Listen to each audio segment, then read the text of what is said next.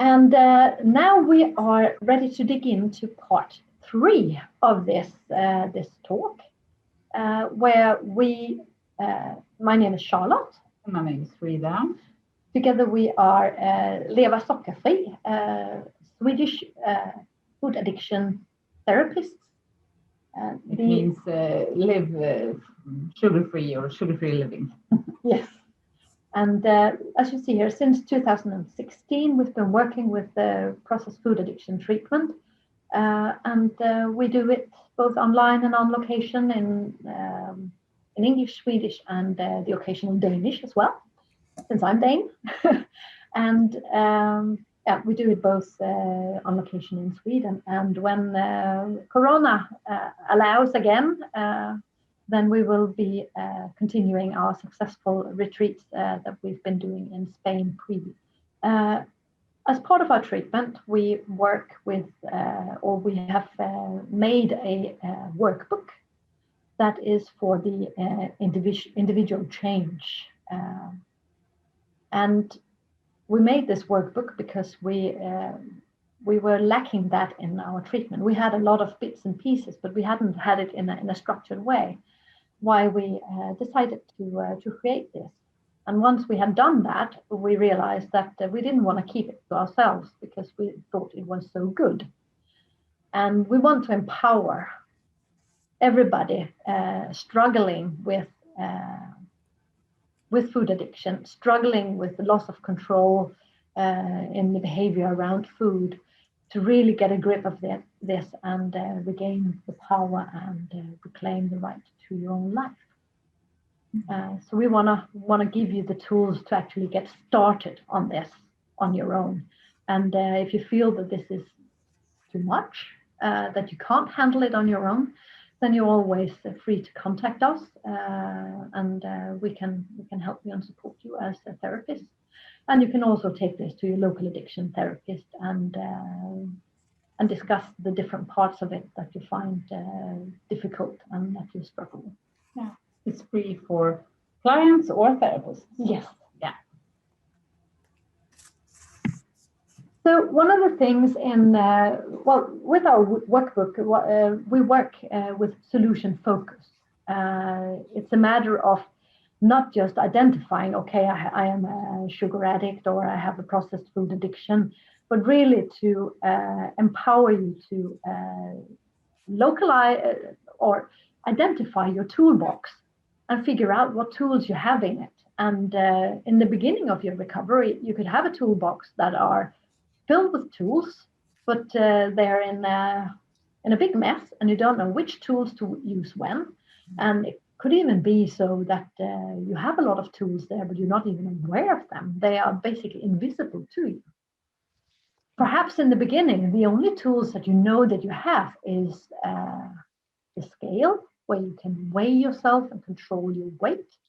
And the only tool you have practically is to work with the food on your plate.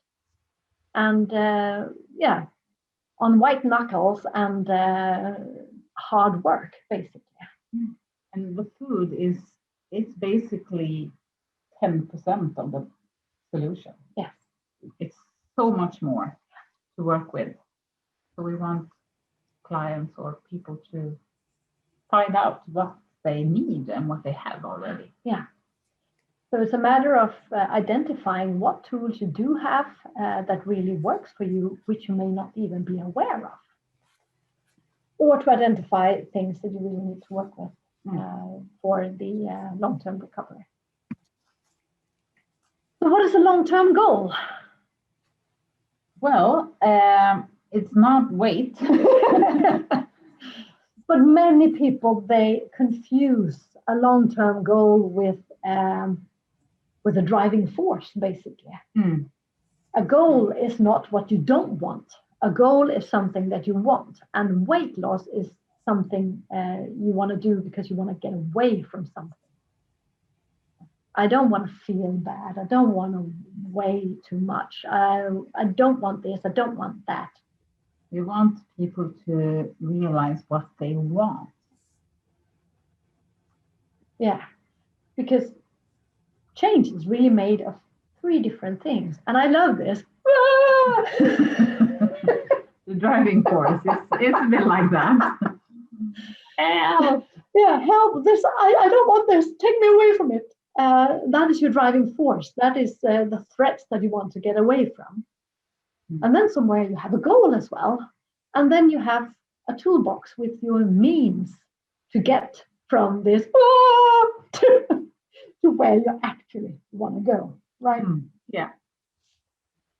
So true. Yeah, and what we often see when people come to us is that this is the state of it. Yeah, and a lot of people want to lose weight, and they do that as well. But then what? What happens when you have lost weight? And a lot of people start eating again. Yeah, because well, now I've achieved what I wanted to. I've lost weight, and then what? The idea that, well, when I lose weight, I'll be happy. Well, that won't happen. And the means, the tools is it's often food. Or food restriction. Yeah. You look at that plate in the middle there, there's only some peas there. Yeah. It's really a lot of food restriction, and then you focus on weight, and it's a lot of hard work, and that's basically your means to get to whatever. Yeah. Because what we see is that the driving force is really 95% of the ability to change here. That you want to lose weight, that's basically all that you can see. And your means is very few tools in the toolbox. Yeah. And the goals is? There is no long-term goal, because your goal is really only your driving force. It's not what you want to do, it's what you don't want. Exactly. This isn't working. This isn't working now. So when we help our clients in our treatment, it's a matter of developing a different view on the change process, basically.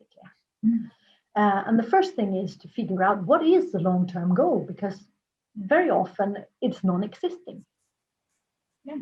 Now what you see here is a nice old couple walking there together in a lush area, and there are some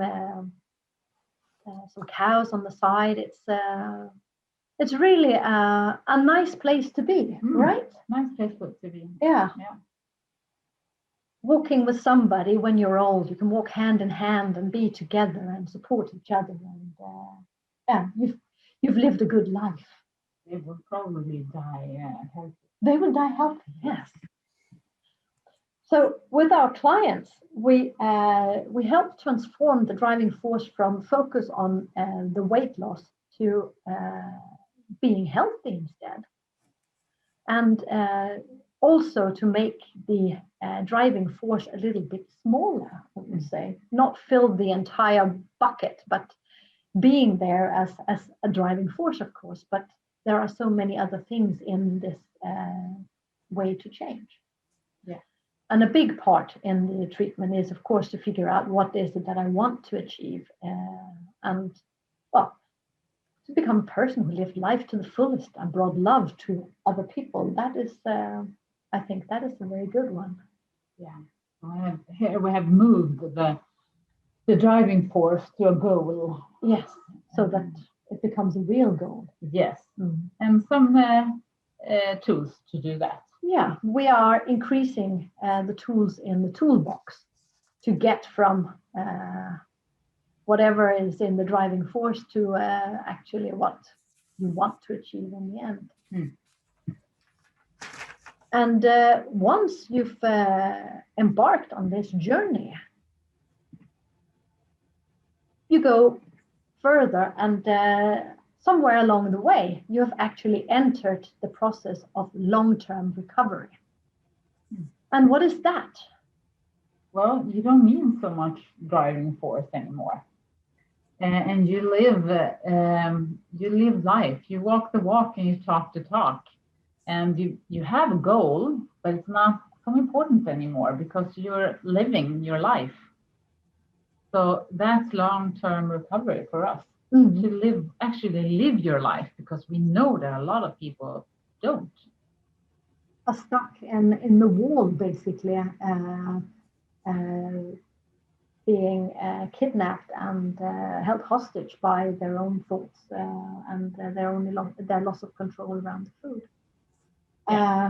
So we all want to be like Winnie the Pooh here, just walking the walk and talking the talk. And the important thing here is the means, the toolbox. Yeah. What are the little things you actually can do in your everyday life? Yeah, that is your life. So I don't think about, oh, here I'm using my tool today. It's just a way of life. Yes. So basically, what we're saying here is recovery. It's made of your driving force, your means, and your goal. That is the core of your road to recovery. But we can also tell you that it has to be multiplied by your will to act. And if you're not willing to act, you can have as many means as you want. You can have as many tools in your toolbox. You can have the best goals in the world and enormously fine driving forces. But if you're not willing to act, nothing will happen. So it will actually be looking like this. You can answer yes, no, or maybe, and then you can start by doing.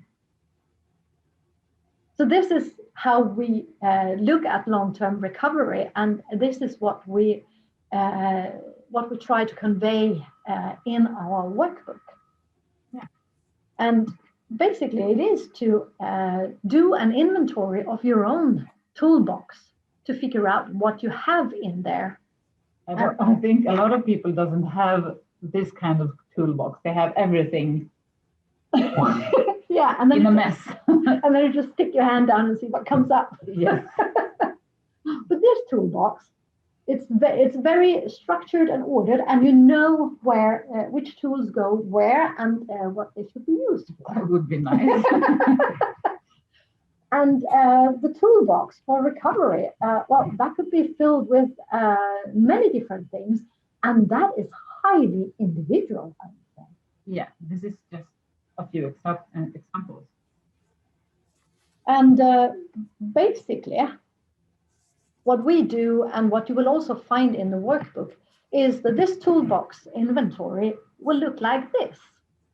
So in chapter 3 in the workbook, where you look at your motivation and your driving forces, you will also find this one page where you can actually start mapping how what your resilience is to challenges in life, and how you can actually work with your own recovery in a good way. Yeah.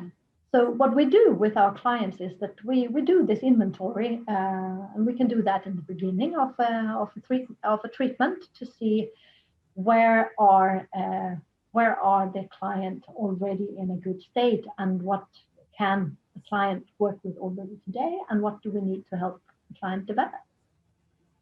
And then, and it's pretty easy. We just put a smiling smiley or a sad smiley, just to see how are you managing stress, for example, or how do you sleep. Smiling or sad smiley. Yeah, and if it's a sad smiley, then you know that this is an area that you need to develop, and then you have to figure out how can I do that. And you could look at that in an ambivalence clause, for example, if there is some things here that you're not really sure of. How should I do it? How should I do it? Is it worth it? Is it really something that benefits me? And that's also one of the other tools that we have in the workbook. Yeah. So with the workbook, you basically get ways to start working on this and make your own mapping and figuring out where your where your big opportunities are, because this is not something that you should look at. Oh, I am not. My toolbox is not full in each of these compartments. If you use it like you are today. Could you repeat that? I don't know if I can. We lost part of it. With this workbook, with our workbook, you have the possibility to do your own mapping here and fill in the different compartments in your toolbox. And you shouldn't see this as something negative where you put pressure on yourself, punishing yourself because you're not complete in all these areas. Rather, you should see it as possibilities. If you are on your recovery journey and find boxes here that are empty, then this is an excellent opportunity for you to actually increase your resilience if you start working with that. So I think that is the last we will say on this. Yeah, we do. Yeah, and the workbook is available on our homepage. You can see the address there, levasockerfri.se/en for English/home for home. And if you go to the bottom there, you can request your own sample of the workbook. You can always contact us at info@levasockerfri.se or our phone number here. So please let us know if you need help or want to discuss something. Thank you so much. Oh my gosh, this has just been lovely and wonderful.